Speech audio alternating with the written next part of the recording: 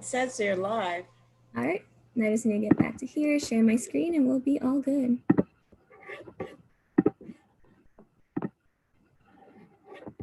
All right, is everyone able to see my screen? Or can everyone see the agenda? All right. Let's check, I saw something in the chat for a second. Just zoom in just a little bit, please. Thank you. Remind me how to zoom in.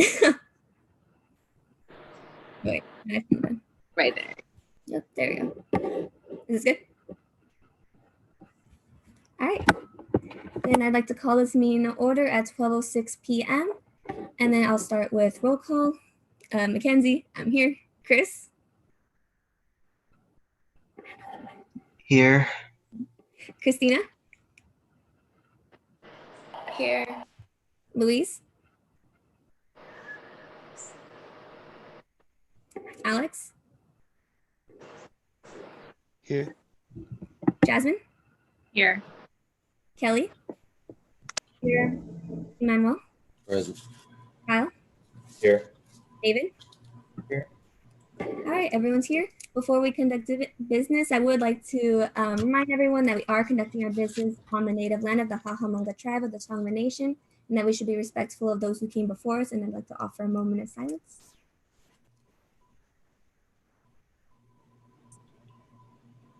Okay, moving on to the approval of the agenda for August 19th, 2020. I'll scroll through here. If everything looks good and there's nothing that needs to be changed or edited, I'd like to entertain a motion to approve the agenda. I move. I second. First by David, second by Chris. I'm gonna go a vote based off the screens. David? Aye. Emmanuel? Aye. Jasmine? Aye. Christina? Aye. Chris? Aye. Kelly? Aye. Kyle? Aye. Alex? Aye. Louise?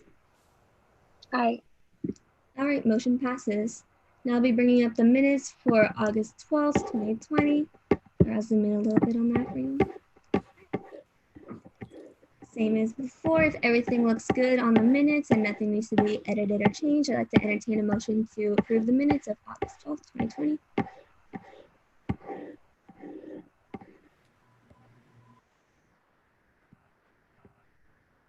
I move approval. I second the motion. All right, first by David, second by Kyle. I'm gonna go based off the screens again. Louise? Aye. Alex? Aye. Christina? Aye. Jasmine? Aye. Aye. Kelly? Aye. Emmanuel? Aye. David?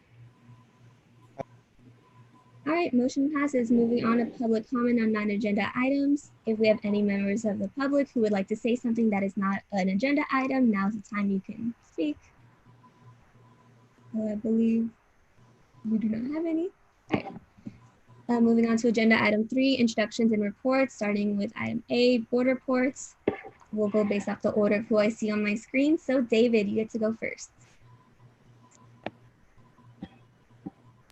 Okay, hi everyone. So I don't have much to report, but I do wanted to let you guys know that the Student Senate did approve a resolution template that we could use to urge our school to allow us to be part of the process in deciding how the COVID-19 block grant could be used.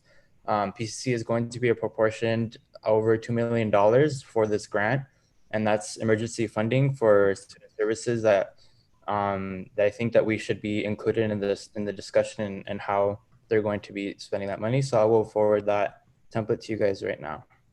And there will be a board of trustees meeting today. Thank you, David. Emmanuel? No report at the moment. Thank you. Jasmine?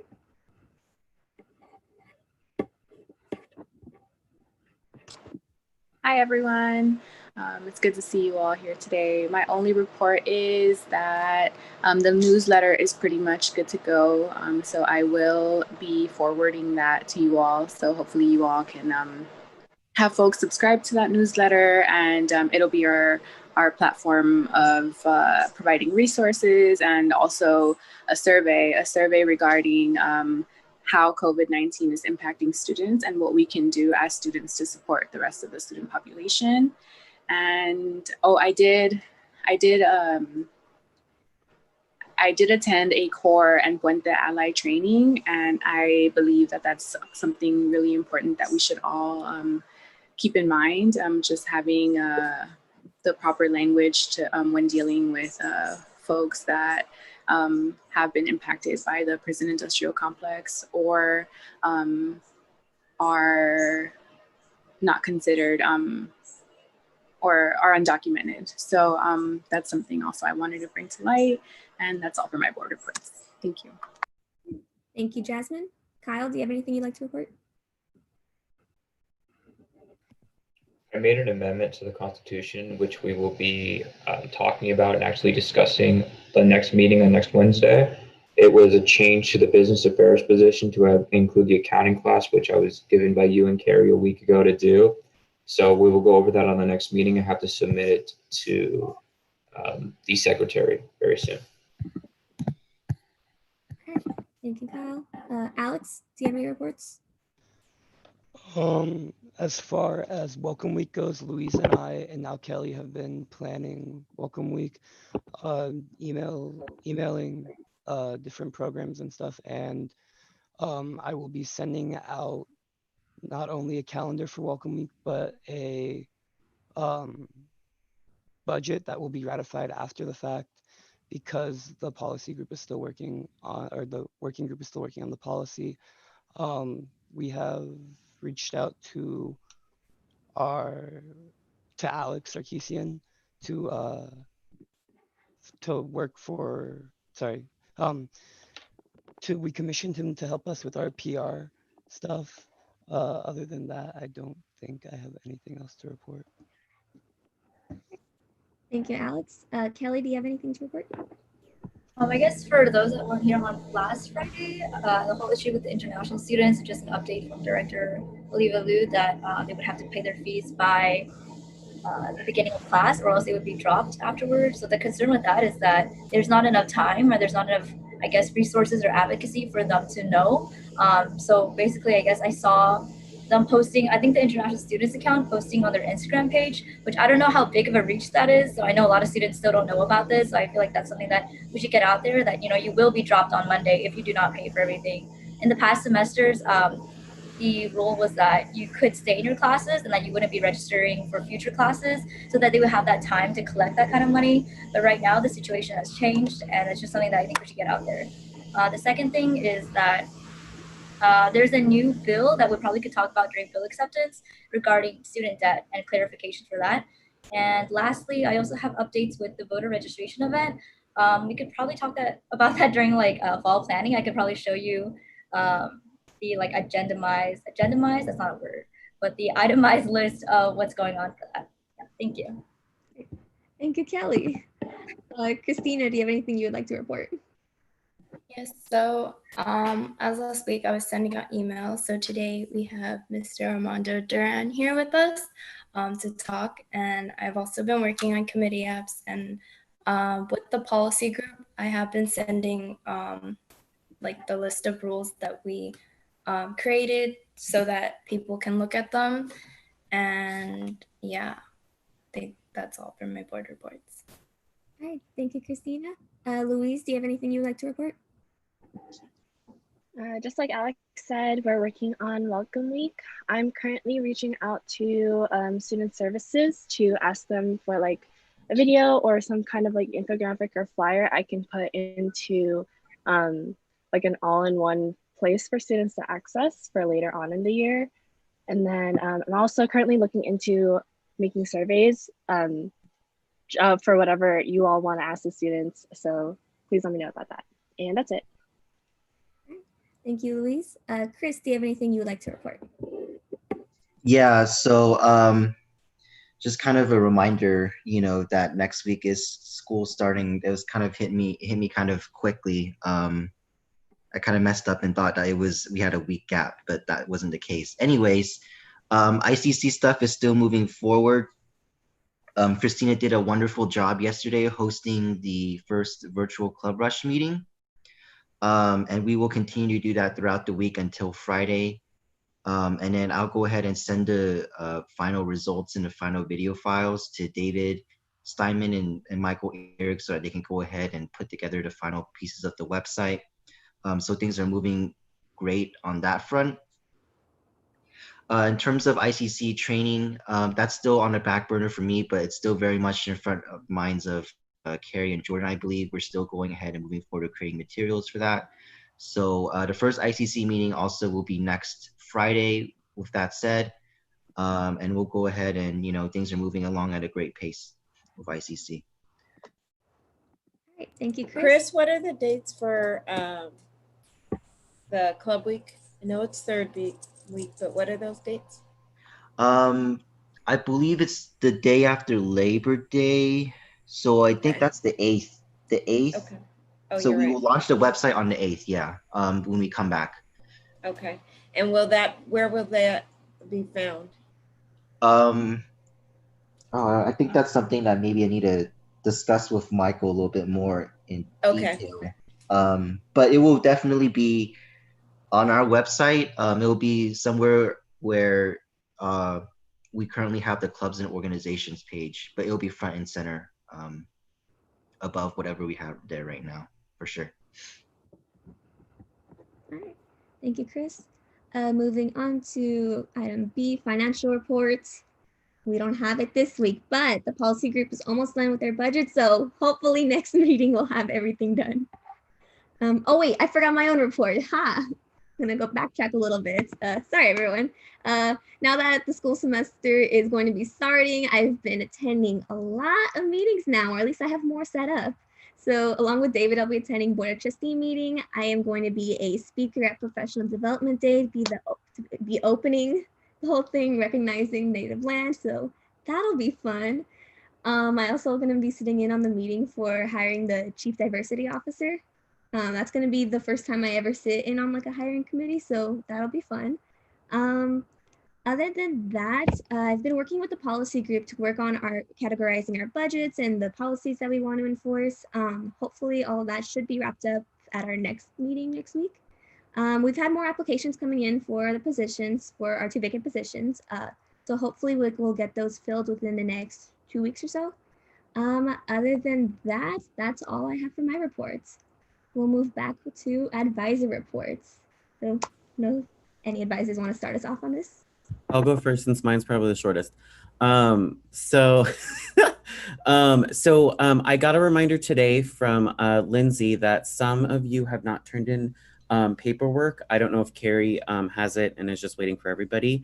But if your name is, hold on one second. It's everybody, except it's for the 5 people who sent it. Yeah. So it's Christina, Louise, Alex, Kelly, and Kyle. And then I will go ahead and send out an email to those people. If you already turned in your paperwork to Carrie, then disregard that. But just a reminder, Lindsay would like this by the 28th. So if you can get all that in by the 28th, that's great.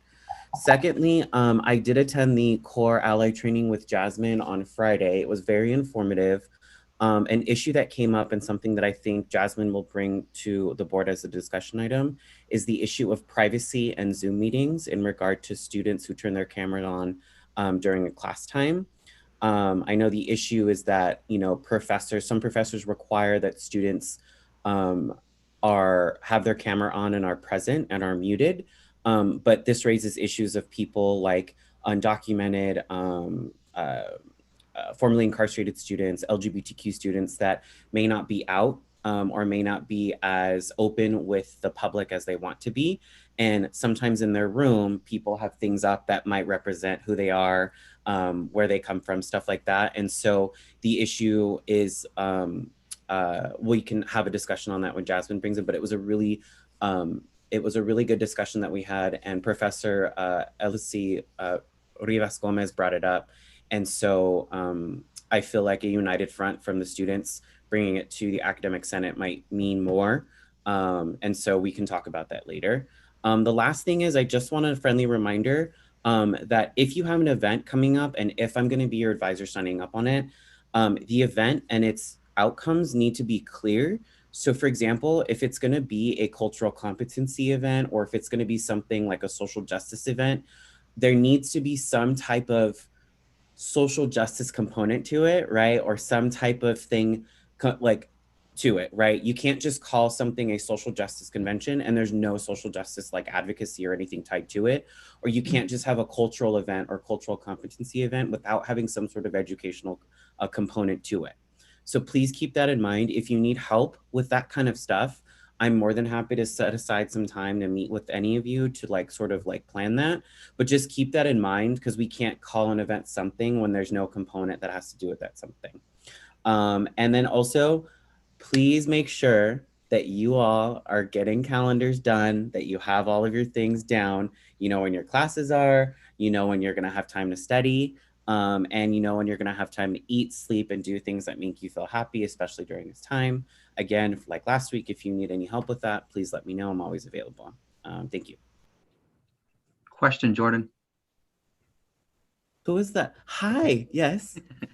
You know, I thank you for sharing that, because I think sometimes, and this is all groups, students and even staff sometimes struggle with what is a cultural event. And I think if you're able to provide examples, just examples of, you know, things that have been done in the past would be very helpful. But thank you for reminding us.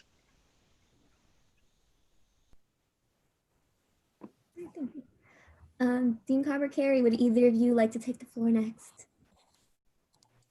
Hi, I don't have a whole lot other than just kind of an update on where we are. I'm working with all of you on different activities, and just let me tell you, I am so pleased to hear the interest in the things that you want to do coming out. We're slowly moving you all towards moving these ideas into fruition. So I know we've been talking a lot about things that you want to do, and now we need to, I've had a lot of you set short-term, midterm, and long-term goals. Now we need to be acting on those things. And that includes creating timelines and budgets so that we can fit in with, like Jordan says, so that you know what your calendar's like, so you can plan this out, because we're going to have quite a few things coming up. I hope last week's activity helped you connect the dots and understand who you need to be talking to. I really am glad that we're going to be able to continue inviting guests to your meetings throughout the year, because I think there's a lot of wonderful people and who do great things that you haven't met yet. And we need to, in times like now, we need to be reaching out, creating this this web and this network of support that our students can count on, that you as AS need to be giving to those students to let them know that's out there.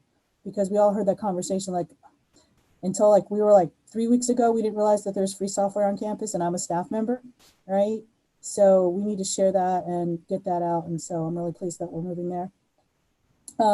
Next week is going to be this week is very crazy, and next week will be crazy as well. Like I said, we're between, I'm also doing professional development. I'm doing 2 workshops for professional development, so I'm busy working those. And I'm also on the hiring committee. So, and then we got the first week of school. So things are a little crazy. Thank you to everyone who agreed to kind of shift around some of their scheduling. Some additional things, yes, Kelly and Kyle, you submitted your paperwork, but I forgot that I need to have copies of your social security card and driver's license. So those of you that are coming in on Monday to do the training for the EEO, please bring in all your paperwork then. If you want to be paid, that's how you're going to get paid. I also need to have copies of your social security card and driver's license. I don't feel comfortable sending it electronically through the mail. If you want to put it in the snail mail, you can, or like I said, just hold on to it till we see everyone on Monday. But it is a good idea for those of you that do not have paperwork to get that stuff into us on Monday. Thank you, Jordan, for the reminder. I kept forgetting to tell you all. But right now, just so you know, your stipend's being held. You will get your stipend, but it's just not going to be processed until we have all that paperwork. Other than that, it's good to see you all. Thank you, Carrie. Dean Cobb, the floor is yours now. Because you know I have 5,000 things to tell you, right? We'd love to hear them. So I just want to update you that, you know, some of you may have received a notification that you were able to add a class. But you know, and then you tried to add a class, but that class wasn't really available. So about 3,000 students received this notification. Basically that I think they were on the wait list, they could add the class, but that wasn't true. It was a glitch. They have corrected the glitch and they've sent out an email. If they were on a wait list, they may have received that there was an option to add the class when there actually wasn't space in the class at that time. So if you or anybody you know or you encounter students, they still have to, at this point, wait for an add code from the instructor. Okay, so that'll happen next week when class is in session. And Dr. Olivo sent student services managers out a great kind of cheat sheet full of information for the first week. And I'm gonna forward that to you because I think it's important that you all have the same information. So if you encounter students or if you're on PCC book sales and you need to respond to a question, you at least have some sort of cheat sheet to answer that question. Also, and I think Desiree may be talking about this today, in PCC Connects, we will be adding basically a virtual support center, which is like the Welcome Center, but it'll be moving to PCC Connects. And so I hope Desiree is going to talk about that a little bit, maybe. No, or Armando, but just wanted you to know that if it gets removed, if you don't see the Welcome Center next week on the front page, that it hasn't gone away, it's in PCC Connects. And I can put PCC Connects information in the chat box if you want. I'm not sure, did I update you last week on we're no longer a Pepsi campus, we are now a Coke campus? No. I know that, yeah. So I know that may mean a lot to some folks, it may be devastating to some folks, it may mean nothing to other folks. So I met with Darlene Inda, who's the executive director of business services last week. And so we have switched now and we now have a contract with Coke. So all the Pepsi vending machines are gone from campus. And you will start seeing Coke. She's still working out the details of that. Also, as we went into the pandemic, there was an RFP, which is a request for proposals for a new food service company on campus. That RFP was pulled from the board packet a couple weeks ago, or a month or so ago, actually. And the reason is because they didn't get the response they wanted in terms of selection. And so Darlene is now working on reaching out to food service entities to try to kind of massage some relationships to let them know that once we come back live, what an incredible opportunity it would be to serve PCC. And so she's trying to look at some of the larger food service entities as well. And also have some good plans. What that means is, I know that doesn't matter to a lot of folks because we're not on campus, but what that means is I-8 is no longer our food service provider. And so in the, I know. Oh. So that doesn't mean it's a free-for-all. Darlene and her staff are also working on meantime alternatives for folks who may be on campus. And some of this may include having food trucks on campus until we can finalize a new RFP process and other kinds of options for students. And hopefully this will all be in place by the time we come back in spring. So, you know, I think that's something we should be looking forward to. I did talk to her about the importance of having students on the next RFP that goes out, because we have had students in the past on the various RFP processes. So that was the last one. Yeah, so I want to make sure that you are aware of that I-8 is no longer a food service provider. Also, I would say if you can, try to participate or at least watch PD Day in some way. At least watch and support Mackenzie in the first part. I think it's going to be great. They can't get in because they have to register through the Vision Resource Center. Oh, okay. Well, we'll see. I need to get registered for that then. Could we just give them the Zoom link, maybe? Yeah. Let me check to see if I have the Zoom, if they sent me the Zoom link, and if they did, I'll send it out. Yeah. So try to. I think it'll be important. I'm also doing a workshop tomorrow as well. So we're working on that. So if you're looking for videos and information, I'm hoping and I'm assuming that for other programs and services on campus, I hope the first place you're going is to those web pages on the PCC website, as well as those programs' social media. So I'm hearing a lot about, oh, we want to do interviews and videos. Some of those programs have already done that. And so you can simply go to their social media and find those videos, or their web pages and find those videos that are embedded in their program. So you don't have to reinvent the wheel. And then you can just go after the ones who don't have that kind of presence. Okay. I sent you all a link. I was on the Chancellor's webinar this morning. Carrie and I were both there. And for one, I think you should all try to listen at some point to the Wednesday, I think it's bi-weekly Wednesday webinars from the Chancellor's office. It's really great information. And today was 2 hours. But one of the things that came up, the president for SSCCC,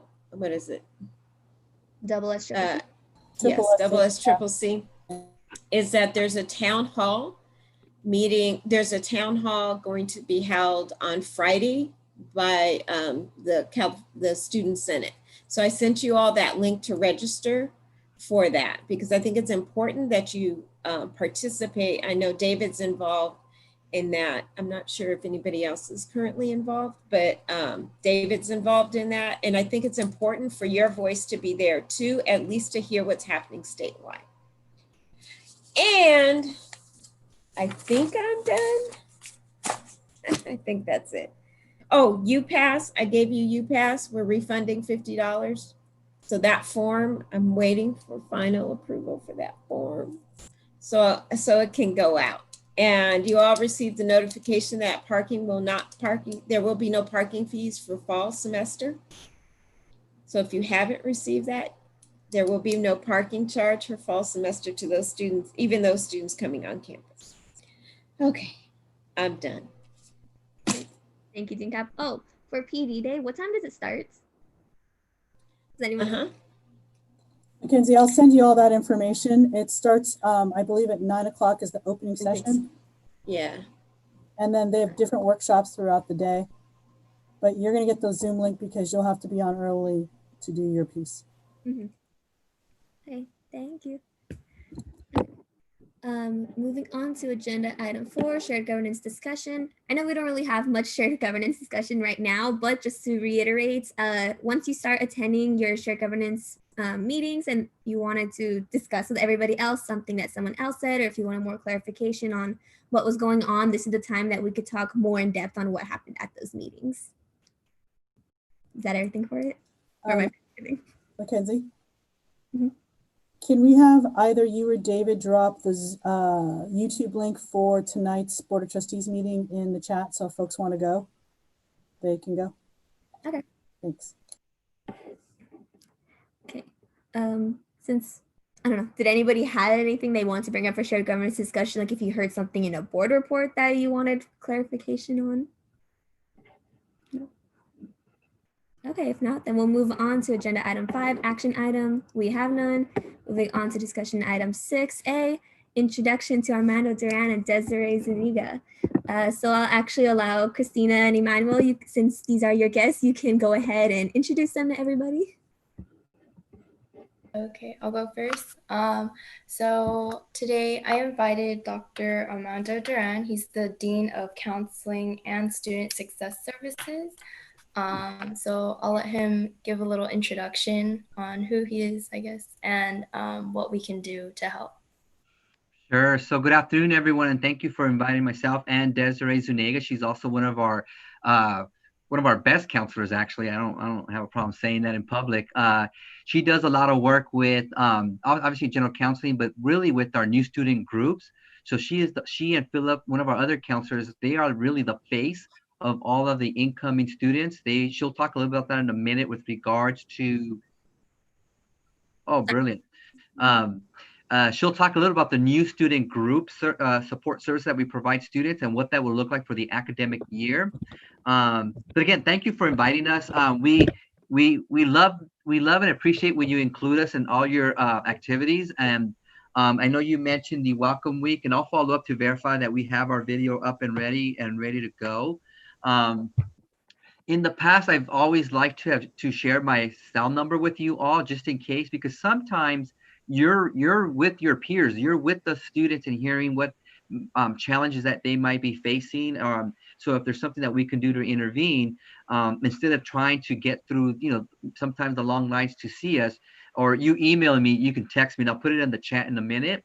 But again, feel free anytime to text me if you have a situation where our student, one of your peers, need our help. So a couple of things. I wanted to really just be available to answer any questions or things that you're hearing, or a lot of times it's rumors, but we can help clarify that. And then really talk about the fall semester.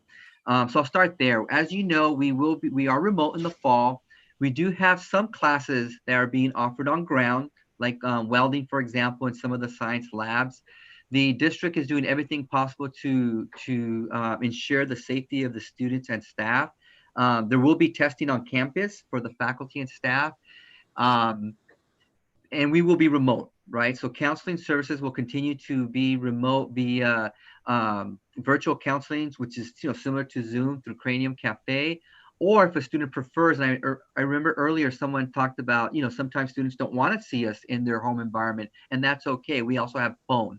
Right, we have the opportunity for students to call in and meet with us and talk via phone.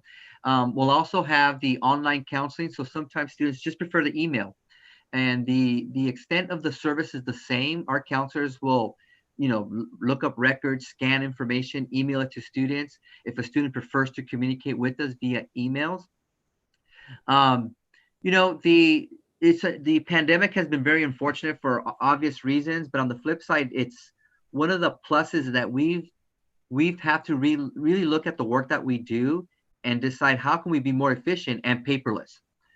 So a lot of our services are now available to you online.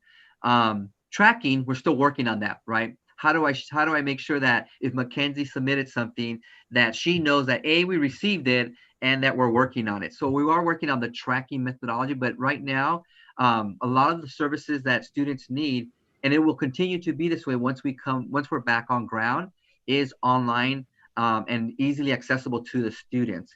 On that note, you all are far more tech savvy than we will ever be. Well, actually, Des is very tech savvy, but you are far more tech savvy than I will ever be.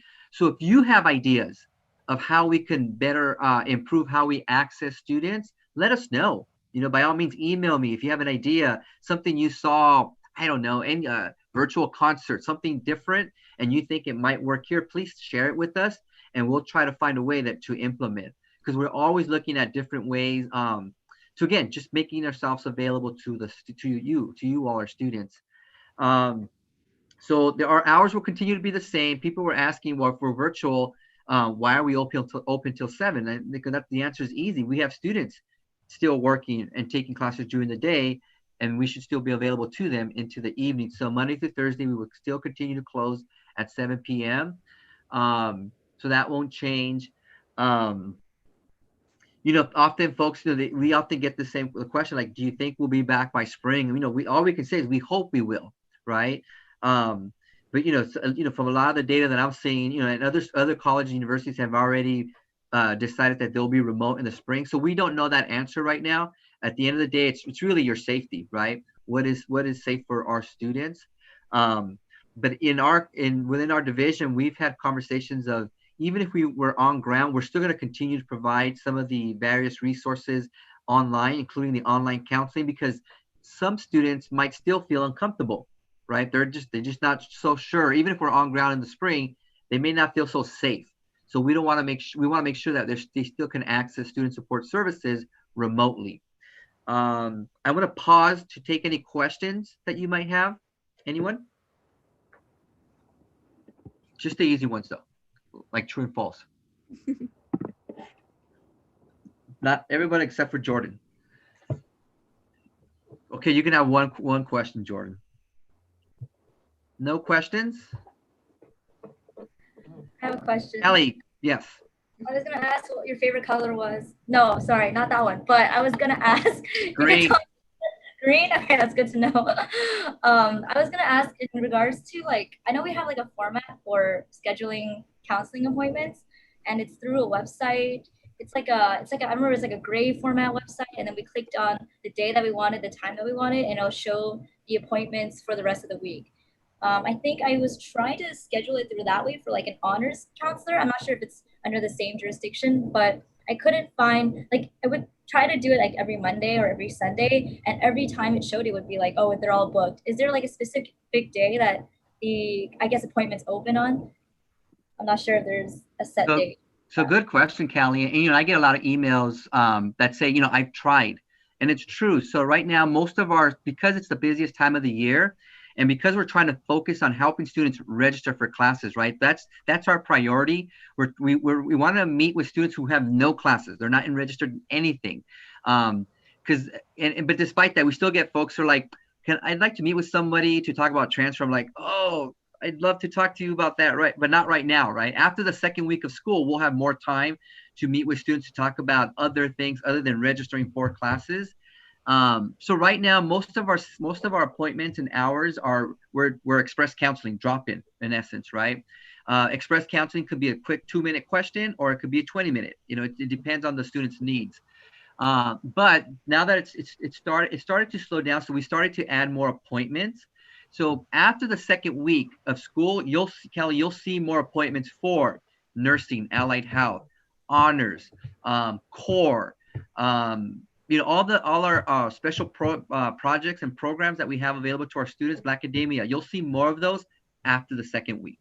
And again, our goal right now is it's really the students have no classes, right? Like, how do we assist? How do we answer any questions or remove any barriers that's keeping them from registering for classes to start fall?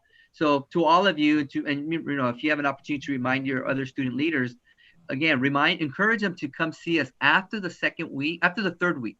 No, by the third week of school. By the third week of school, the first 2 weeks, students are still navigating, especially in this environment. They're adding, dropping classes. So at that point, we're still assisting those students. But by the third week of school, we'll have appointments, and we could do the comprehensive ed plans, and you'll have more hours or availability to meet with your specialized programs. Good question. Thank you. Thank you so much. I actually do have a question, Dean Duran. Okay, here we go. And maybe Desiree and Becky, I don't know if you can answer this. Has enrollment gone up since the last update? I know, Becky, you said we were down on enrollment, but has it gone up since JAM has ended? I don't know if JAM's ended yet, but is there any anticipation that enrollment's going to be up come next week? Sure. So Pasadena, the Argos report. Yeah, the district as a whole, it's interesting because the state of California, the enrollment has been dipping at all community colleges for like 3 or 4 years now, but it had not happened here. But then we got flat, and then with the pandemic, we saw a dip, and we were short this time last year, I think about 2,500 students from last year, 2,500. So it's still a significant number of students that are not here. We know that there are students here who deferred their fall admissions to the university to spring, so they're only going to be here with us for one semester, maybe longer if they choose. But we have students who have made it clear that they're only going to be with us for one semester. So despite that, we knew and we anticipated that there would be a dip in enrollment. However, it hasn't been that bad because, as you know, we're also in a recession. And when there's a recession, people they're displaced, they lose their jobs, and students come back. That's when we always see an increase. When the economy goes down, enrollment goes up at the community colleges. So we're seeing a combination, right? Returning students that are coming back to continue, complete, or start their education, or look for additional training, upskill, reskill. But we also have first-time freshmen who have opted not to enroll. So there is a dip. There is a dip, and as you know, it is tied to funding. So, but this is up along the state of California. So, and then with regards to JAM and our FYE program, there's about 1,000 students who said they were interested in the program who have not registered, give and take. So my guess, we're now a few days from the start of the semester. My guess is a large percentage of those have opted out. Thank you. Yeah, so there's a dip, but not as bad as some of the other colleges.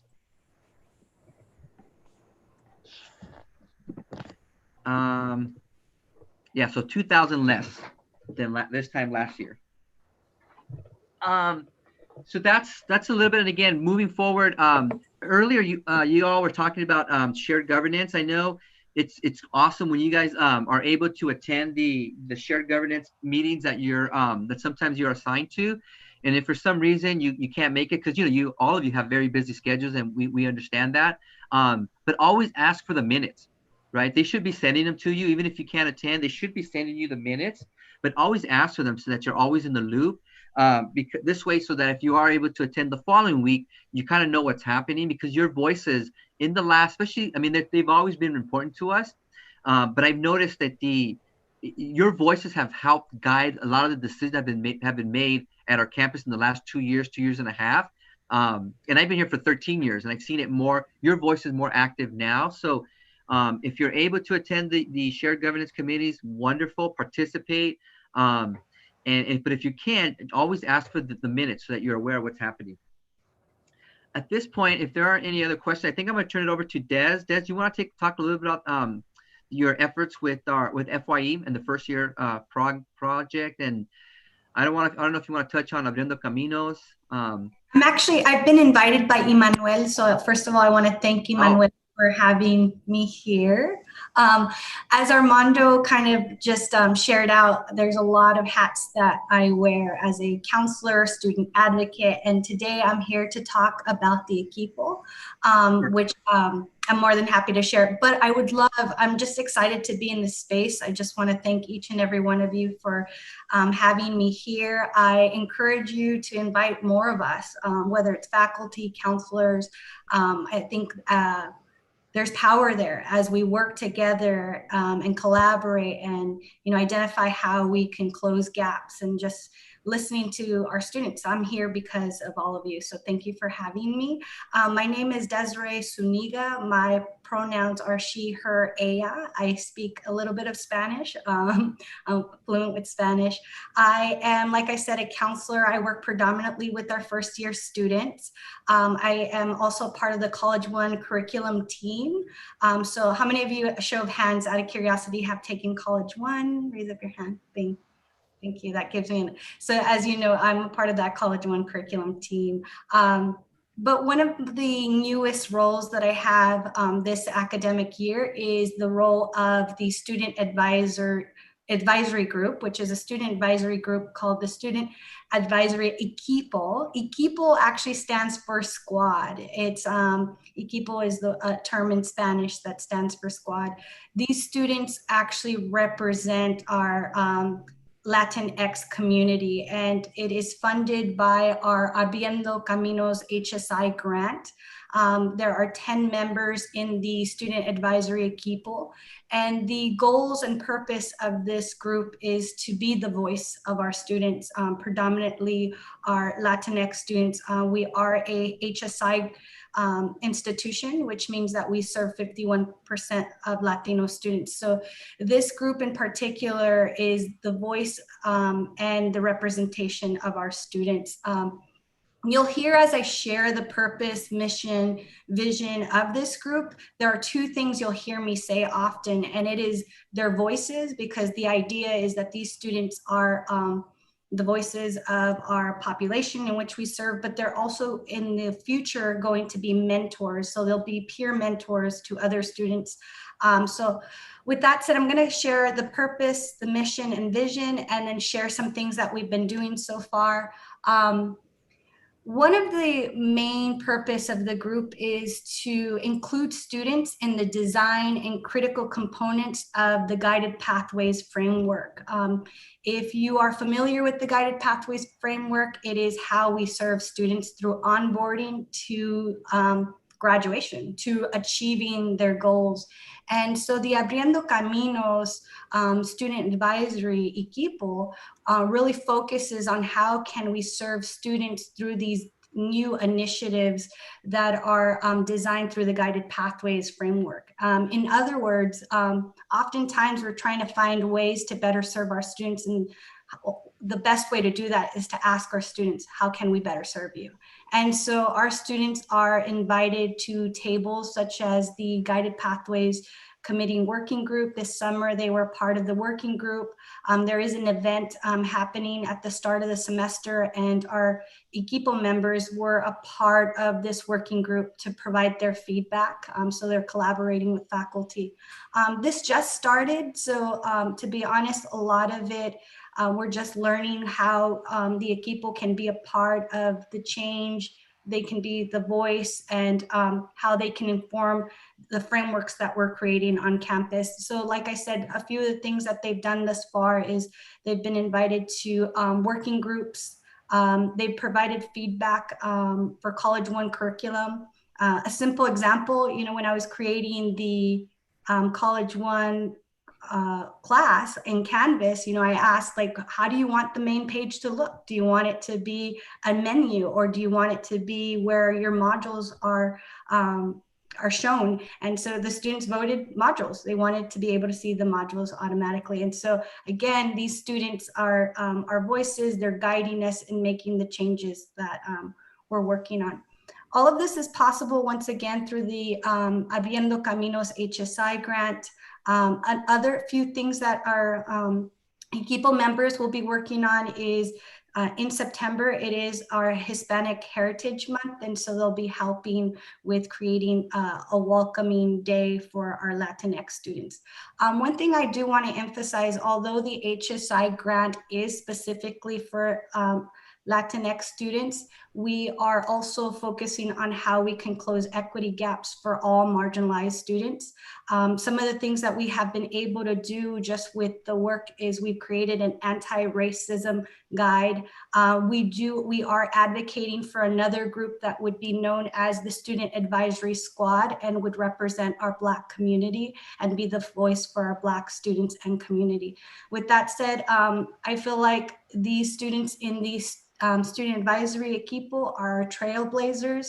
They're the ones that are leading this new change in having student voices at the table. And I would love to collaborate with the AS team to really ensure how we could also potentially teach them to become leaders, just like all of you, because they are leaders, but how can we collaborate and you know, use our voices to be much more powerful?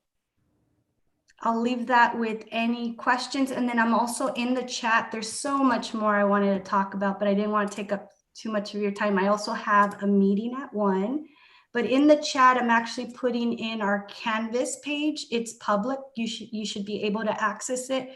There you'll see the purpose, mission, vision, values, goals, and then some of the members of the equipo as they're getting approved through HR. With that said, any questions? I have a question. Yes. When is there any application available that we can share for the squad that you're building? So great question. So as soon as that's available, I'll make sure that you all have access to that. I'll also give you the individual that you can speak to in regards to recruitment and the application process. That would be our counselor, Armia Walker. So I'll make sure that you have access to that. So I'll definitely follow up with that question. Thank you for asking. Thanks. And then in terms of the student advisory equipo, we currently have 7 members that have been approved by HR. Unfortunately, due to COVID and the extra barriers and life changes, I do foresee a few of our members having dropped. With that said, we might have some openings, and should that should there be any openings, I'll make sure that I share that with all of you so that you can share with students so that they can apply as well. Any other questions? Like Armando said, I'm also the FYE counselor. Feel free to invite me back so that, you know, maybe we can talk more about the onboarding piece of our students and how we do that. As you all know, right now is the critical time of onboarding our students, but starting December, it's another batch of students that we're starting to recruit, and that's the following academic year. So, you know, even though we're ready to start fall 2020, as counselors and outreach specialists, they're starting to think about the outreach component in the fall for the following fall. And that's something I really want to think about in terms of how do we recruit predominantly our marginalized, most marginalized students, maybe Black and Brown, who struggle with, you know, the application process and the onboarding, maybe reaching out earlier than later. Well, thank you both of you for taking the time to come here today to our meeting. We always love having guests, and you're more than welcome to come back to another meeting of ours, and of course, to collaborate and talk about plans for the following semester. Did anybody have any other questions for our lovely guests before they need to leave? I just want to say I've known Desiree for a couple years now, and I've known Armando longer than that. These are two individuals that are extremely well connected on campus. They also have resources that are really awesome and available, and I think good for students to know. So please, please, please hit them up with any questions. If you have resources that they might need, please use them. Yes, I'm kind of pimping you all out because I feel like, you know, the students need as much resourcing as they can get, but as a dean and then as a counselor, and, you know, as Desiree wears a lot of hats, please use them for anything that you need. But yeah, they're also very supportive of us and students. So yeah, thank you for coming. Yeah, and one last thing before we go, I also added my email, but I added the cell number before that. But I've been very blessed to be able to build relationships with our student leaders in the past, and I hope to do the same with you all, whether you guys need letters of recommendations or just whatever it is, because you're doing a lot for the campus, you're doing a lot for your peers, you're doing a lot. So anything that we can do to help all of our students, but we want to make sure, especially you all, as our student leaders, if there's anything that we can do to support you, please let us know. Thank you, Des, for joining. Thank you, everyone, for inviting us, Emmanuel and Christina. Thank you. Thank you both again for coming. Bye, Rebecca, Jordan, Carrie. Thanks for coming, y'all. Thank you. Thank you. Moving on to our next discussion item B, planning for fall 2020. I know, Chris, you may have wanted to bring up your schedule for filming this week, or I don't know if you want to bring that up. Not really. I think I've sent out all the necessary emails each day that before the day of filming for each of you. I'll be sending up a follow-up email with like kind of more specific instructions on what to do. It's not a lot, but I figured it's just best to have it on writing and in one place so you can refer back to that. But yeah, I mean, it's going along at a really great pace. Christine did a great job. Today it will be Jasmine and Jordan. We might have to take off a little bit early because of that.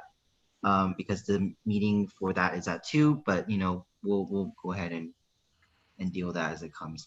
In terms of like ICC meetings, I think maybe it might be a good idea at this point to I'll just sign you all up for my newsletter. Just because in a Monday email that went out this last Monday, I did send out one big fat iCal file or calendar file that people can download and add to their calendars. And that calendar file includes all the links to the Zooms. I scheduled everything out to December, so I did that. It also includes a link to like the shared Google Calendar. So if you want to add that calendar to your own, it also includes all the Zoom links for ICC if you want to present or talk about something during those meetings. But other than that, that's pretty much it for me, I think. I don't want to hijack these sessions any more longer than I need to. So I'll just go ahead and send those emails out starting next week to you all. Thank you, Chris. Did anybody else have something that they want to mention for their events coming up? I know we do have Welcome Week coming up very fast, so I don't know if you wanted to maybe bring up anything you had for that, like if you need any help from us, or just let everyone know what's going on, or if someone had something they wanted to share.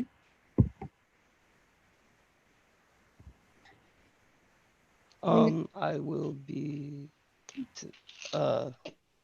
actually, hold up, to answer Dean Cobb's question today, after this meeting. And then I'm just need to get more specifics on Kelly's event.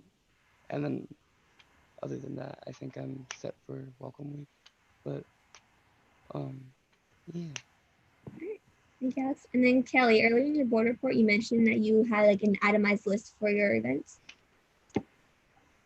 Oh my gosh, can you hear me? Okay, my screen is glitching again. Oh Lord. I'm gonna try to share my screen if that's okay. Or if I can share it to Mackenzie, maybe Mackenzie can share it because I think that might be better. I can stop sharing my screen.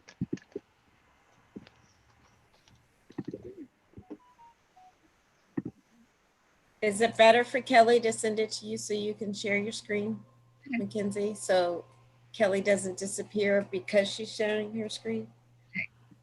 Kelly, if you want to maybe email me what you want to share.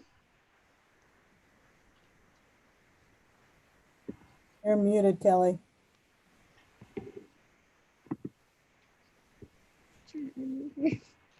You're muted. We can't hear you. Did she disappear because she tried to share her screen? No, she's there. No, You can type it in the chat, Kelly. The screen's kind of lagging. I'm trying to hit the unmute button over her, but it's not letting me unmute her. You should be able to, because aren't you the chair?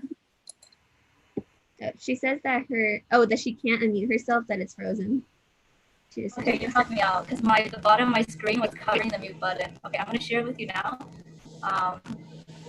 Yeah, sorry. Everything like just died, like everything just crashed. Is it okay if someone else brings up? I'll just go after the next person while I try to like unfreeze everything. Sorry. While Kelly unfreezing herself, did anybody help? Let's let Kelly work on that. I want to know from all of you, Louise created that document to create a calendar so we could calendar events. Has anyone done any of that? I've added my Club Rush stuff to that. Not sure about other things, but I know I added at least that. Okay, so except for Chris, Alex, and Louise, has anyone added anything to that calendar? So listen, you all. Now's the time that we need to be meeting. We need to be meeting our responsibilities, and the rubber meets the road. So basically, you need to put something out there. I need to know what you're doing. I've heard what you want to do. We've talked about that. So you need to put that down in the calendar. Just because you put it in the calendar doesn't mean it's set in stone, but it means it's something that you're working towards. So these times should be used to throw out, it's a discussion time period. So now's the time to throw out ideas, to see if there's collaboration, to kind of flesh out what you're interested in doing. Chris just put the Google Doc link in there. So other than Kelly, I know all of you have ideas because we've talked about them. Someone throw out an idea that they want to do for the fall because we need to start putting these things down. I just sent you all the How to Make It Happen book, and that is kind of the programming guide. Granted, it was when it was created with the idea that we would be in person, but a lot of the steps make sense. It's a logical order. So let's hear from you all.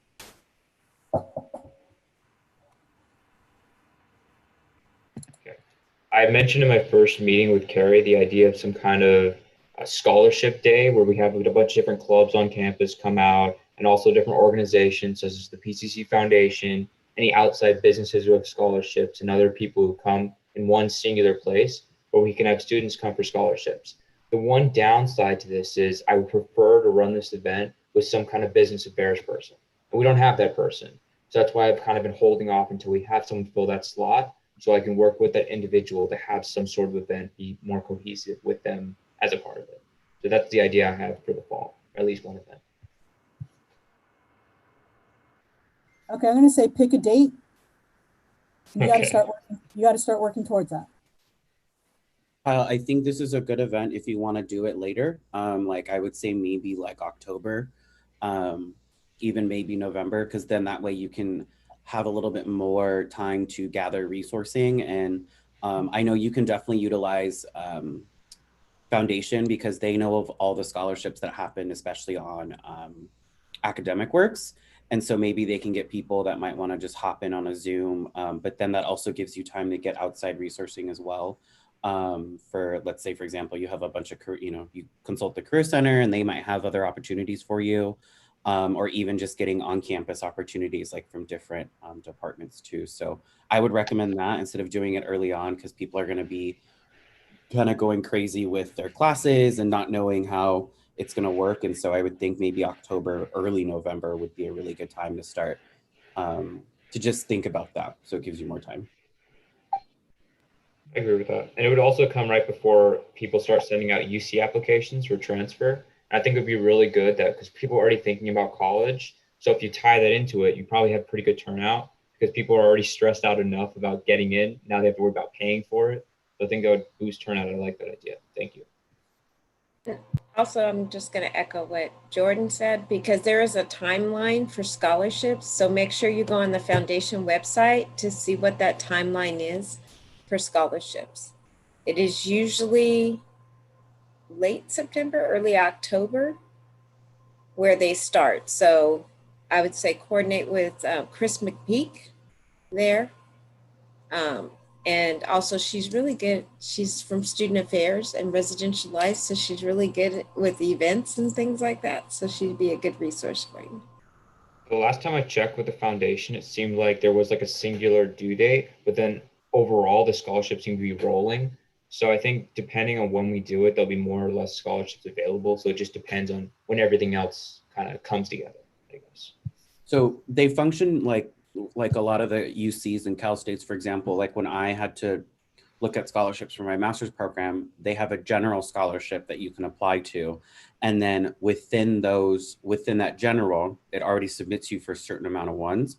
But then there's other specific ones that ask for specific things. Like, for example, if it's a Latinx scholarship, or if it's a STEM scholarship specifically catered towards Latinx students, they want specific things geared towards that. And so that might also be something you might want to look into, is like, cool, you can still apply in academic works for the general scholarships, but for these individual ones, you might want to bring in maybe somebody like a past recipient or something that might be like, yeah, so this is what they're looking for, or something like that. Because a lot of students get confused. They're like, oh, I applied for the general one and that's it. And it's like, no, there's a lot of supplemental things that these specific scholarships want. And so that might be something you might want to look into. And I think actually Dean Cobb's timeline where it's like late September, early October is good, because that way it gives time for students to really like hone in on what specific ones they could apply to. And then they could, have that time to do that. So I think that's a good time frame. And also just to even think back a step, a lot of times students don't know that applying for scholarships is kind of like a job, that you should have a standardized letter. You should know who your letters of recommendation are coming from. You should have a standardized essay, no more than 5 paragraphs, that says what your dreams are, what your goals are. You should have an essay that says hardships that you overcame. Because a lot of times those are questions that these scholarships ask for. And if you have those things complete, you copy, you paste, you drop it in, and you go. And that way you can apply for a large number of scholarships without having to rewrite the wheel every time. The hardest point is getting to that point. So you can also be thinking about how can you support students in that manner. And also think about, we're talking about fall, and we know that with the way the schedule is for all of you, August and the first 3 weeks of school are crazy, right? And then people have more free time. And then we have that midterm rush, and then we have the holiday rush, and then we have about 2 weeks of calm before we hit into finals. So there's very much a rhythm.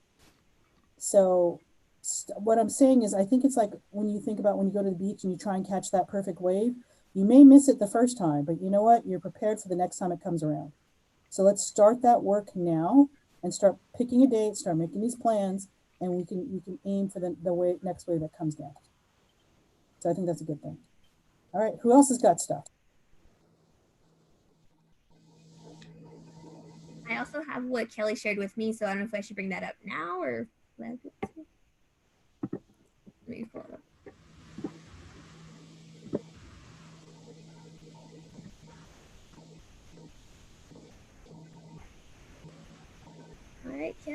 take the floor on this? Okay, sorry about that. All right, so here it is. We were thinking of like a week ago, maybe like combining the two events, Constitution Day and voter registration day. But then Dean Cobb brought up a very important point that we needed to have Constitution Day on the actual day or like 1 or 2 day of a margin. So instead of creating like one big event, we're just going to create 2 separate events, and we're going to jump onto this opportunity that Alex and Louise has presented with Welcome Week, and just create and garner more attention along with their other events. So then the title of it is tentative. If you guys like it, we'll keep it this way. It's going to be PCC Voter Registration Town Hall. After Carrie or after, I don't know if you guys have anything else to add to it. If everything's okay, I'm going to create a flyer with, I think Kyle wanted to help me, and we're going to send it out by Friday of this week to the social science professors, definitely all of the political science professors, asking them if they would encourage this event and give extra credit at their discretion. So that students would actually have incentive to come. And then I guess we could provide our own reward of $10 cards to a merchant of their choice for the first 20 students. All right, never mind. No gift cards are allowed to be given. What about like okay, never mind. Yeah, I guess we can scratch that. Then I guess it's just extra credit. Sorry, didn't come. Yeah, we're gonna try to really rally those professors to give extra credit. And okay, and then yeah, and then if you could just scroll down a little bit. So the outline for the event is the first item would be introductions and greetings. We're going to introduce what we do as AS, why we're important, why and when they should come to us for help, and good wishes for the semester. As you know, we're transitioning into a foreign time, and a lot of people they're going through difficulties and concerns of their own. So definitely bringing that community together is something that I think is very important.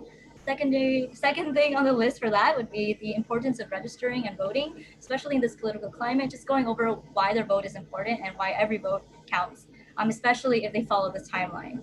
Which brings me to the second point is how to register. So it's a rundown of who can vote, how to do it, and when the deadline is. So there's a list of who is eligible. We can just scroll down, we skip past that. We're going to go over that and then ask if there's any questions. Secondly, we're going to walk through the online and mail-in register voting registration and procedures. Thirdly, we're going to go through the deadlines to register, and yeah, just make sure that they know everything. And then part C, we're going to talk about the mail-in ballots. In regards to this, there is a new executive order issued because of COVID-19 that everyone who is registered to vote will be receiving a vote by mail ballot, so they don't have to worry about signing up for a mail-in ballot. It's already taken care of. They will be mailed to their address that they listed if they are registered to vote. And then on this item as well, the deadlines are setting in ballots. When is the last day you can send in a ballot? For personally delivered ballots and for mail-in ballots, when the postmark date must be, so that they know to send it in before that day and hopefully weeks before that day. And then there's also item action D. This thing is actually, I'm not really sure if this is something that Carrie, you guys would be interested in. It's a thing called Ballot Bowl. The SSCCC kind of brought this up to our attention. The California, I guess, I don't know if it was a secretary or like, it was just a section of this government wants us to kind of promote voting. And to do this, they're creating a competition between like Cal States, community colleges, and the UCs. So to vote, we'd have to vote and be counted in this competition, you would have to register on their website. And then Secretary of State page, yes, thank you, Rebecca. Thank you, Tinkoff. And basically make sure to register underneath this website to have your vote count under community colleges. And it said that we got a reward. I tried to look into what the reward was exactly. I'm definitely gonna get more updates on it if this is something you guys are interested in. I think having like a competition like this might rally more of like a motivation for people to go out there and vote, just to say like, I don't know, there's a, exactly, yeah, we can like get democracy as Carrie stated. So if this is something that you like, I could definitely incorporate this also into our voter registration event. And then the bottom, you can ignore, it's just notes for myself. There's a toolkit on the bottom, but yeah, if that's basically the rundown of the event, just telling people how to vote, who's eligible to vote, when to vote, and then, yeah, basically the deadlines and all the important things, and trying to encourage them to participate in this competition thing. Hey, Kelly. I don't know if this might be something that you might want to do, but I did trivia last night, and the theme was like U.S. Congress, United States government, And there were certain things, like as a poli-sci major, right? And Dean Cobb is also a poli-sci major as well.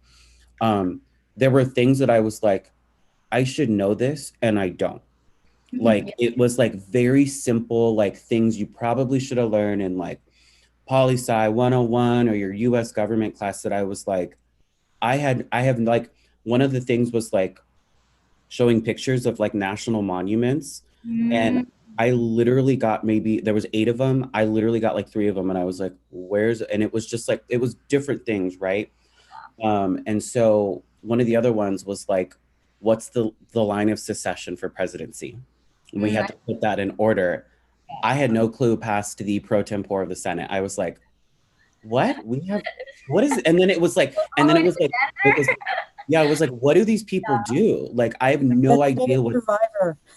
Right. Like, I have no idea what like the Secretary of Interior does. And then the person that I was like a team with was like, oh, that's like national parks. And I was like, what? And so it was like just simple things that you might want to incorporate, maybe like simple trivia or simple like facts in regards to like, because this is a voting year, like a lot of people know like, cool, I'm voting for the president and the vice president, right? But then they're like, I don't know what like the Supreme Court does. And so I think it would be a really good like idea to maybe incorporate some type of like either trivia question or something where you can just blast it every week and just say, here's your trivia question for the week. And then it kind of gives a little bit of a breakdown what that is. Just an idea. Yeah, that's really great. Thank you. I'll definitely look into that. That's probably something like I could probably add a little bit of a, at the end of this, probably add like a little, what is it called? The ding, ding, ding, ding. You know that thing where you press buttons? We use it a lot. Oh Lord, I can't remember right like now. A Kahoot? Kahoot, yes, at the end, just to see if they paid attention to what I was saying Sure. and the lines and the post-its. And like definitely the trivia, I think would be really great for Constitution Day too. Yeah, if you want help with that, just let me know because I remember all of the questions that they asked because I was like, I didn't know that. And it was literally stuff like who was the only president, who was the very first president to travel abroad? And I was like, I don't, and so just stuff like that. I see, thank you. Yeah, I'll definitely reach out to you about that. Thank you. Kelly, how long was this planned for? How many minutes? How many minutes? I put it for, I don't know, like, I think I could probably get through like an hour and a half, but I know the Zoom link only allowed me to do 40 minutes. So I have a question as to how I would be able to extend that. So my advice is to keep it to 40 minutes and under. Really? Okay. I don't see students hanging out for extra credit for 90 minutes to learn about how to vote. At first I thought they were getting gift cards, but if they're not getting paid, then yeah, probably not. Even if they were getting gift cards, I'm sorry, you're now paying them less than $10, what, $7.50 an hour? No. Yeah. Okay, you're right. I'll cut it down to 40 minutes. So, so we can send them stuff. This is going to require you all to have a plan to purchase stuff to send them to. So once you get your budget in place, you can order swag. And if you do like have them sign in with their address, if they're participating, then after the event, you can send folks like a thank you gift, a swag. You can send them, we can order pocket constitutions and send them a pocket constitution and some swag. So there are things we can do other than a gift card. I know it seems like, that's so much work, right? But we can figure out how to do that, and our office can help you in doing that. So you guys don't have to stuff envelopes or packages at home. You know, we can help you do that. Yeah. But just, you got to get away from the gift card. I know it's easy. It has been impressed upon me once again that no gift cards. So, but you can do like, thank you for participating, or, you know, if you answer this right, we will send you something in the mail. Please provide your information. So there's ways to do it, you know, that will encourage people to participate. Yeah, I think I was talking to Carrie about this, but we could technically get their address and then go on Amazon and just send whatever we want to their address. So then in that case, it's not an e-gift card, it would just be, but it wouldn't involve the whole packaging and then the whole like issue with like, oh, COVID. So what we need to avoid is the perception of we're giving an individual a gift. Oh, okay. I see. So if we buy a bunch of stuff Yeah. and send it or have it delivered or whatever, we can And- do that. And this is why I wanted to have clear policies on what you can and cannot spend on and what the intent of your money is. Because if we're following that policy, then we're very clear on what it is. So, I think it's a matter of, I have no problem pushing to try and change some of these ideas that where we have folks who think because we're sending them a $5 Starbucks gift card, that we're sending them food, when Yeah. we were allowed to buy them a $1.25 piece of pizza or a Twinkie, right? Yeah. There was no problem then, but now it's different. So I have no problem pushing back on this and going out and asking these harder questions, because I do think that there is definitely grounds for and where we are. So that's where Dean Cobb and I differ, but she's Well, also we my- don't differ. The Vice She's President my of friend. Administrative Services I and know. the I know. law differs with what we want to do. And until we have a ruling that says we can do something different, we have to comply with those rules. We can try to figure out ways. I'm not saying we can't do Amazon. I'm just saying we have to be clear that Mhm. we can't send them a gift. So if we all sent them the same thing and it's a PCC something, then it's not considered a gift, right? It's considered a part of that program. I see. Yeah, so we can't do vouchers for groceries or books. I know. I I'm hate to still- be I'm the still- deliverer of all of this, but I keep asking in different ways at the meetings I'm attending. And I gift cards is the universal no that I keep getting. See, I'm still pushing the chancellor's office because they said it was okay. So I'm still looking Well, for if that. we have something in writing from the Yeah, chancellor that's that what says I'm it's asking okay, for that yeah, memo. yeah, then So I just want to ask, like, what's the main roadblock for us to be able to do that? Because I know that FICMA, I mean, like, I know that it's the organization that gives these recommendations, but to my understanding, it's just a recommendation and it's not legally binding. so it's considered a gift of public funds. And because you are funded by student fees, which are considered public funds, it is considered a gift of public funds, which is in the Constitution, the state constitution. So, and it is in EDCO, which is law.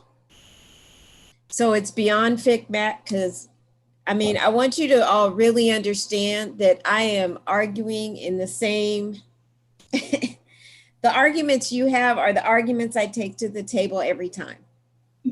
And that is the only one I keep saying, well, can we do this? And then can we do this? And I think there is understanding of what we want to do, but until we get something from, like Carrie said, the chancellor's office or the governor's office that suspends these regulations, the ed code in particular, or a legal opinion that says that sending gift cards to students is not considered a gift of public funds, particularly right now, then we have to follow the law. And what I don't want to do is have you all as individuals spend a whole lot of money and then the district comes back and says, we're not going to reimburse you because that's a violation of law. Okay, so like I said, we're going to try to finesse this so we have some more latitude as much as we can. But that was the one thing. I had 4 meetings with business folks last week from the top down. I asked that question in every meeting, and in every meeting, that was the consistent no. You cannot send food. You cannot send gift cards directly to someone. What if we did it like an internal voucher? There's no voucher, because like I know we have a PCC bookstore, so I guess that still wouldn't work in that sense, right? So I did not get a clear answer on that. Right. So that's kind of what I'm thinking of. We can utilize possibly if I can work with the bookstore and with Darlene. So David, sorry, Dave, to answer, and then I think one of the other things too, FICMAT made recommendations on what we are allowed to spend money on. I was trying to look for the PowerPoint that we went to when we took that class or that workshop, but there are certain things that you can as an organization, as long as there is a board policy that states that you could do it, there's certain things that you could do that you, or like, for example, so sending students gifts like a care package for graduation is allowable, right? Because it's not a gift of public funds. It was specific items that was sent to the students. Correct me if I'm wrong, Carrie or Dean Cobb, but that was allowable. So if you want to do something like that, where I think that would be a better idea, because not only could you get ASPCC stuff, but maybe something, you know, to promote yourselves, but maybe something else that might help people, that could be a way to maybe get students some things if they win something for this specific event, right? Go ahead, sorry. So far what we know, this is why I'm having you write criteria about what you want to spend your money and policies on that. Because FICMAT says we'll always defer back to the group's policies. So that's why the goal, for those of you that aren't in the budgeting workshops that we have, that's why we are trying to realign our budget to reflect something that the college is familiar with, so that when they look at that, they understand what you're spending money on. And then I want you to have very specific criteria on what you can and cannot spend your money on, because that's the other thing that we do is that, you know, we used to do giveaways, right? And you can put your name in a hat. They weren't raffles because those are illegal, but they were giveaways. So we would say now this is what we're working towards, is that, hey, if you register the first 45 people to register, we're going to send out some AS swag. That is totally doable under FICMAT, especially if you put it in your policies that say you are allowing students to do this, this, and this. I think the next level argument that we are working on, again, is the whole the e-gift card, because other colleges do it, but they are probably in violation of the law. But we're not other colleges, and we're trying to figure out what we can do. So again, the whole thing with all of you is let's get a good sound policy in place. This is why I'm asking you these questions. What are your values? What do you stand for? And what do you want to spend money on? Because that's going to be reflected in your budget, and that's going to be reflective in your policy. So that's what we're working towards. And hopefully, I think, Mackenzie, you and I need to meet after this to populate the budget. But it looks like we'll be able to have some policy and a budget go to you next week.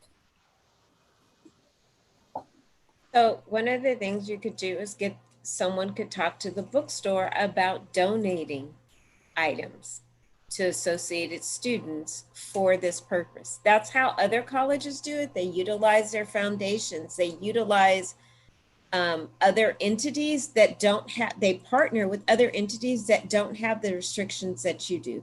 So we have some grant funded programs on campus that are allowed to send e-gift cards and all these things because it's built into their grant. You can't, because you are the public entity for students. And you don't have a grant that allows you to do so. You use specifically public funds. And we can ask, for now, we can ask Foundation to do Foundation. We can ask Foundation to donate. We can ask Flea Market to donate some things. So you do have options. You just need to plan a little more while we're trying to finesse and massage that. Dean Cobb, I have a question. I don't know if you'd be able to answer this, but is it possible that, for example, we create like an anonymous entity, like an outside quote unquote corporation, if you want to call it that, like an LLC? Could we use that to put it? Yeah, you get where I'm going with this. We use that to put ASPCC money, using that for the good of students, and use that to quote unquote donate public funds, or no? So I am in a battle right now for your identity and for you to control some funds. And right now I could show you the stack of what's required to be incorporated as an associated student body, but also what that would mean is you're severing your ties with the district. and you will then be incorporated on your own. Right. You all don't have any money on your own. Your money comes from student fees. So yes, I've been and Kyle, I've been down this road. I've been all summer. This has been all summer and spring. This has been my project for AS, how to find a way for you to have some autonomy. And previously it was through the flea market, and now that's being challenged.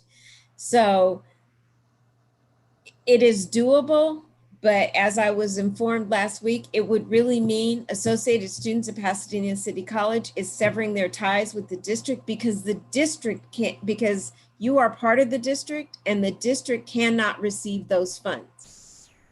They cannot use it. We can't use an LLC as a pass-through for funds to a district entity.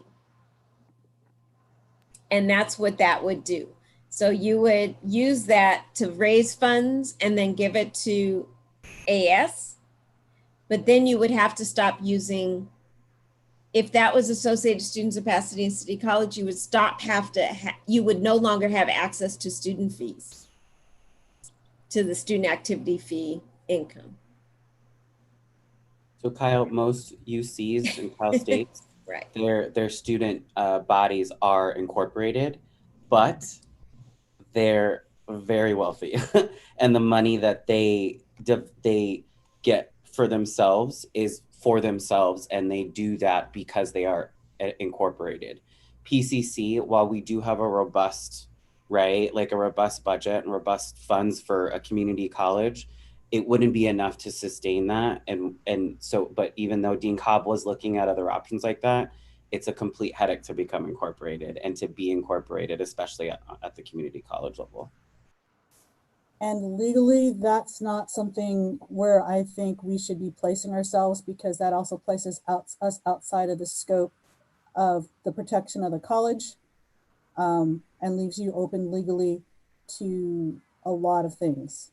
And like Jordan said, a lot of the colleges that do have these things, a lot of these ASIs, Associate Students Incorporated, have retained their own insurance and have retained their own outside counsel to protect them from legal action.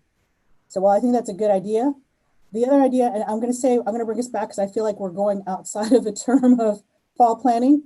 But the last idea is that Ariane, last year's treasurer, was really working on exploring ways to raise funds for AS. And we had thought about that. We said, you can open up an account at Foundation if you do donations, if you sell business cards, if you do something and raise a couple $1,000s a year, then you could use that money on your own and send that out. You could use it for scholarships, you could use it for gift cards, you can use it for whatever the heck you wanted.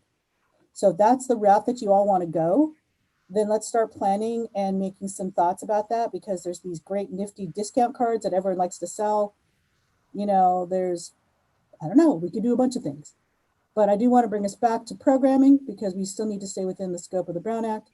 And going back to Kelly, I like the ideas. You and I had sent that. You'd sent that to me and we talked about it. I think you need to coordinate, make sure you coordinate with Alex and Luis so they know what you need to do, because we need to get some, in terms of programming, we need to get some publicity out. We need to get this out to the community so folks can see it. It needs to be on the Instagram. It needs to be sent out to David Steinman, who is our, we work with as our contact over in PR. And also this needs to be completed, and Louise and Alex, you need to do an activity request. So remember, you go to lancerlife.pasadena.edu, go on forums, I need you to complete an activity request form for this activity. Kelly, I will let you do yours on your own, but Alex and Louise, please do one for if you can, for the entire, if it lets you do the entire week, do the entire week. You may have to do each individual event. Okay. Thank you.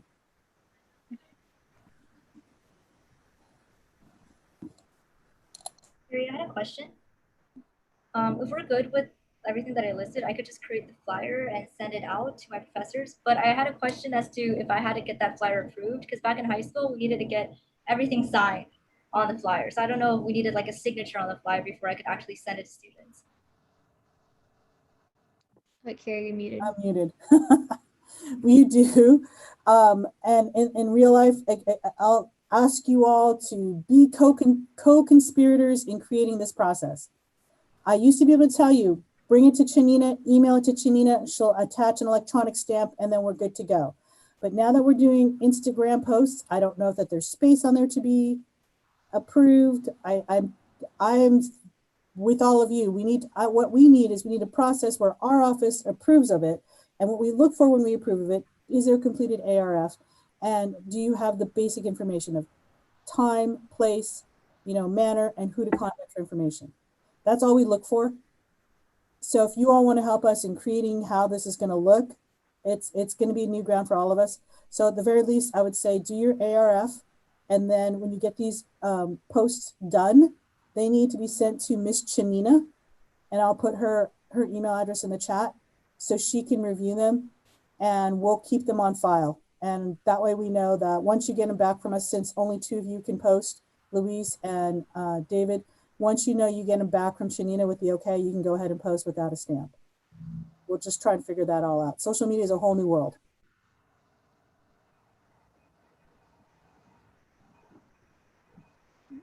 Did anybody else have anything they want to bring up for programming before we move on to the next item?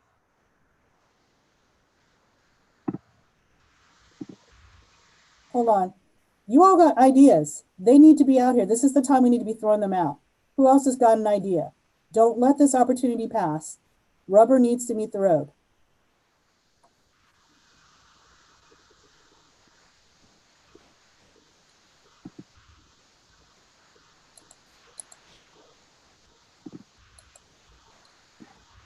Even if you don't have your idea fully developed, as long as you have some sort of idea that you can bring up, that'll work too, because we can help you develop those ideas.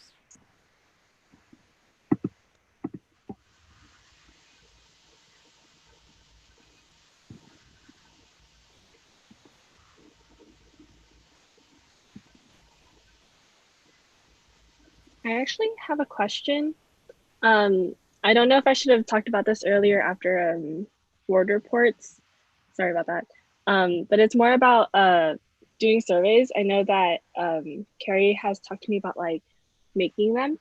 And I know that Jasmine said earlier she was also looking into surveys for how students are affected by COVID. I just wanted to kind of like clarify if that's something that we should be working on together, or that's like something that she can do on her own. I'm not too sure.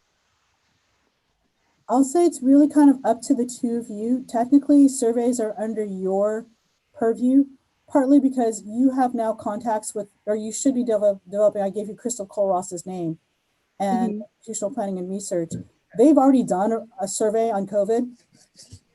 So part of it is, our goal is to make sure our survey is valid, and you kind of have built in some of that experience. So for some folks, they may only do a survey once, but you might have to do them more than once, so you're gonna have a little bit of expertise. But it's okay also for Crystal to work with Jasmine to create a survey.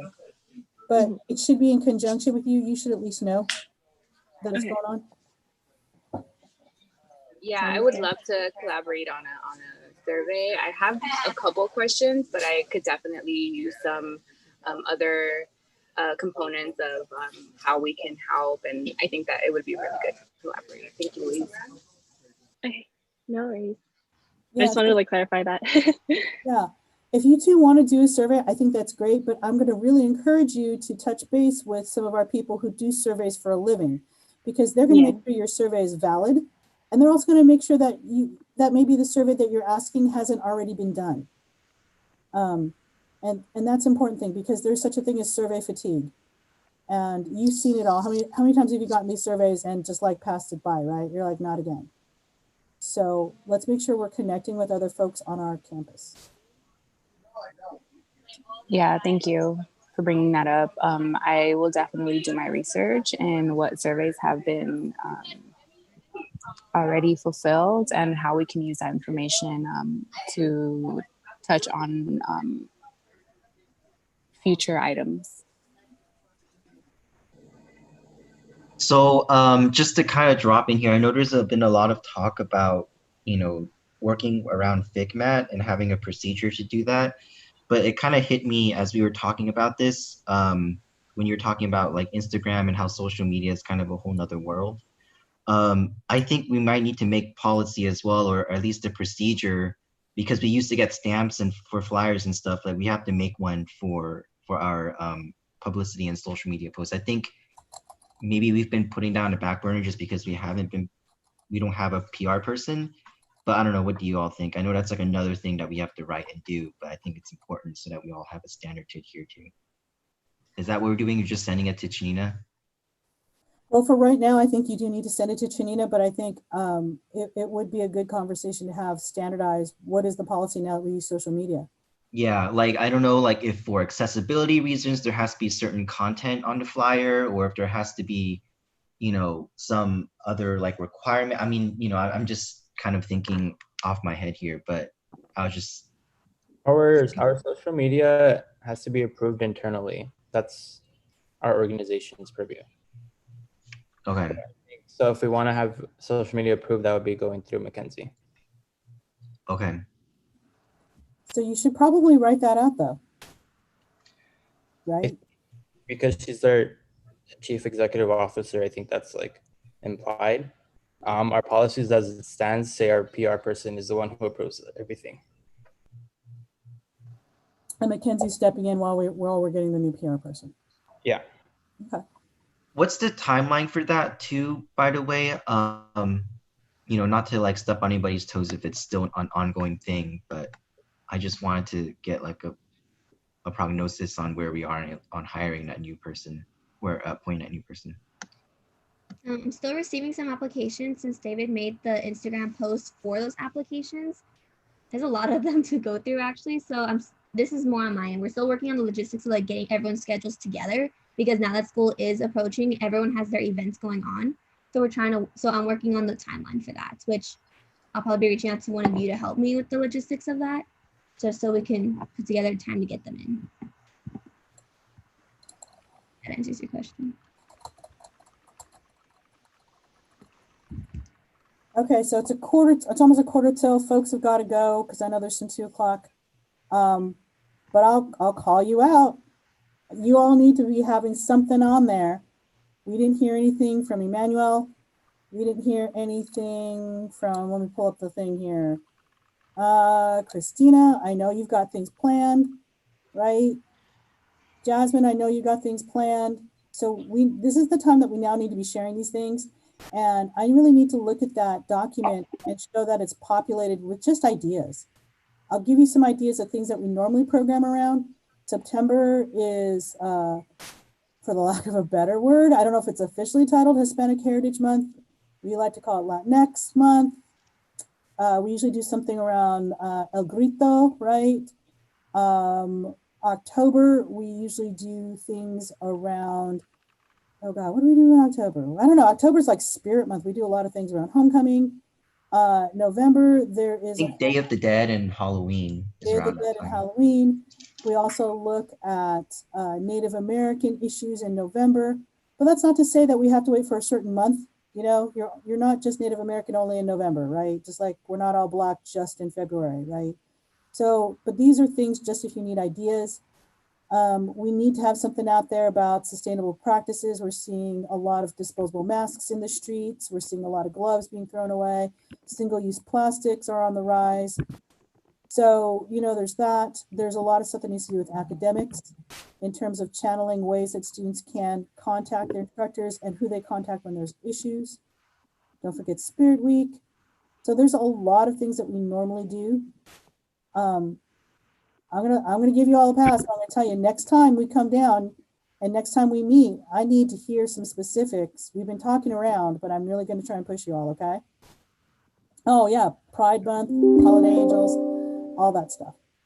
So I just maybe even want to encourage you, even if it's just an idea, put it out there, because I love the fact you all come up with new things. You don't have to do the things we've done in the past, right? Just because we've always done Day of the Dead doesn't mean you have to do it. But it's one that's very popular. But other ideas, what are you doing? So let's hear it, okay? So we need to move on because folks need to go. So But Okay, I think people were also putting, so because there's been 2 docs going around that people have been putting their event ideas on, so I think that was a thing too. okay. That the ideas were going on the other doc. Yeah, there's some confusion. There's one with a table on it, and there's one that Jasmine put. So Yeah, I was confused too, because the one I just saw you post, I was like, I haven't seen that one. That there's actually stuff on that one.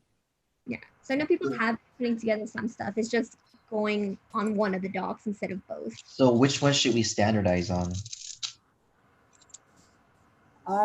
You all choose. I like the I think table there's one better, more. but I think what's most important is that we have like a shared like Google Calendar or something so that people can see it like on a flat month view versus like something like a table and numbers, which like for me personally, like it's hard to kind of like say like, okay, I have a week space here of a timeline. I have like 2 weeks before this happened. So I don't know. That's just something that I was thinking of, but I think the table one is good. Does anybody else have an opinion on this or something they want to throw in?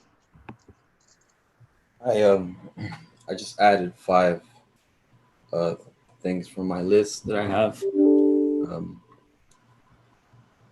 For September, I chose the 19th just because it's a whole month thing, and I don't want to bring anything up the first 2 weeks of classes being back in session. But it is an International Coastal Cleanup Day. It is recognized in California. It's every Saturday of the month of September, where organizations team up, and they don't only go to the ocean, the beaches, and clean those up, but also, you know, all of the, I guess, water drainage that reaches the ocean, and whether it's at the parks, whether it's at state parks, even in your own neighborhood, cleaning up the trash that goes into those sewers. That's one way to clean up or prevent anything from ending up in the ocean. As well as on the 21st, I'd like to do a Zero Emissions Day. And it would just be, more of an informative day as to how students can reduce oil usage, really any emissions. So it would be trying to plan out for that day, maybe eating a sandwich, something that you won't require gas. Trying to prepare prior to that day so that you don't have to go anywhere that day and create emissions. As well as for October, I'd like to do a World Food Day on the 16th. It's recognized that day. It's International World Food Day, and just point out the injustices that of food insecurity and how we can clean that up, but also giving information as to how we've gotten there to this point. And on the 21st of October, I would like to do a National Reuse Day as well, more of an informative way to present to students as to how they can contribute to fight climate change. And for November 15th, I'd like to do an America Recycles Day and point out how there is, it's an international problem. And I just want to be able to promote recycling from one's personal space to whenever they're out and about, simply finding a recycling bin rather than just giving up and tossing it in the trash. Those are a few things. I might have to remove some of those just because the other ones I'd like to put on there aren't really ready. These things are more of like already concrete events that happen worldwide. So I love that you've got these ideas down and that you've got some times, and it helps to like align with outside groups. Next week, please be prepared to elaborate on one of these on how you will run that program. Okay. I'll have the first one ready. Okay. All right. So I'm going to turn this back to Mackenzie because I know we got to let some folks go so they can get to their 2 o'clock filming.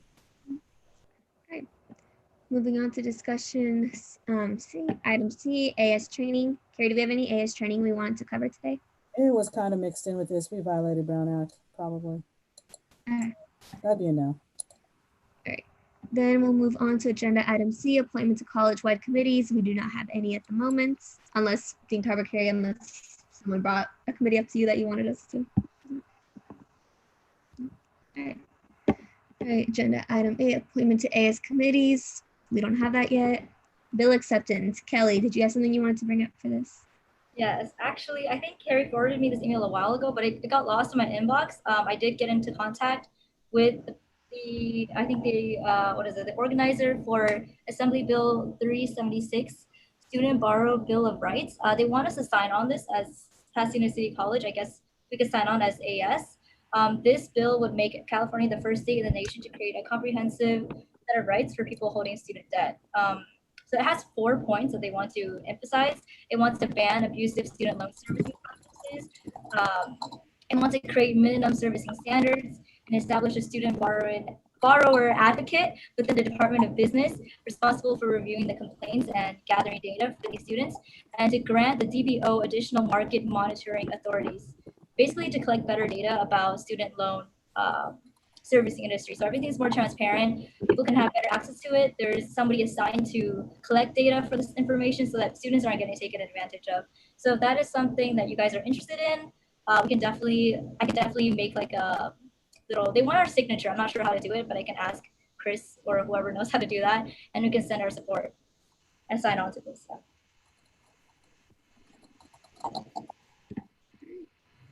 I'm not sure. Sorry. Any comments on what Kelly just brought up? If not, then okay. Any public comment on non-agenda items? We have no members of the public, so announcements. Does anybody have any announcements? Board of Trustee meeting today. There's Professional Development Day on Friday. I'll look for the link and send you the Zoom link for Mackenzie's opening.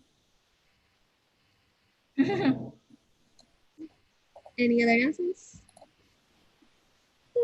I just got it, Carrie. I'll forward it from Dr. Junie. Okay.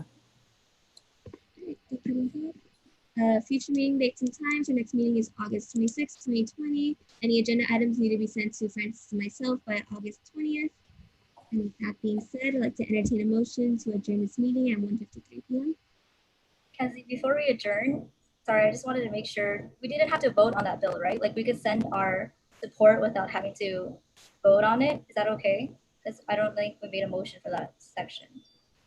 You need to vote on that. And generally you don't vote without having seen the actual documentation. Okay. So you need to send out the documentation to everybody. Okay. I will do that right now. Yeah, I wasn't sure about the procedure. So I will send out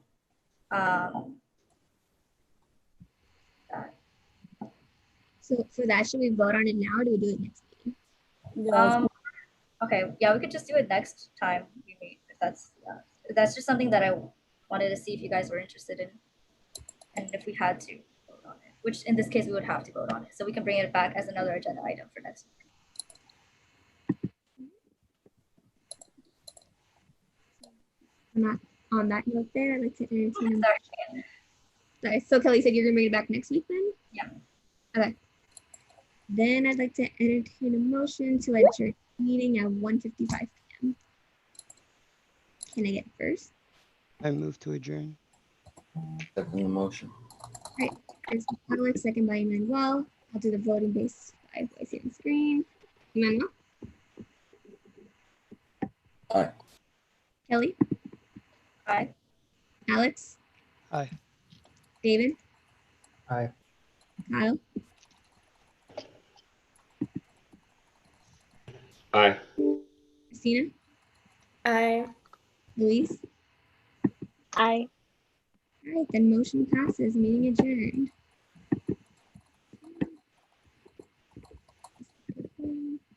Yay. Hey, Mackenzie, I need to talk to you, so don't leave. after this is done. So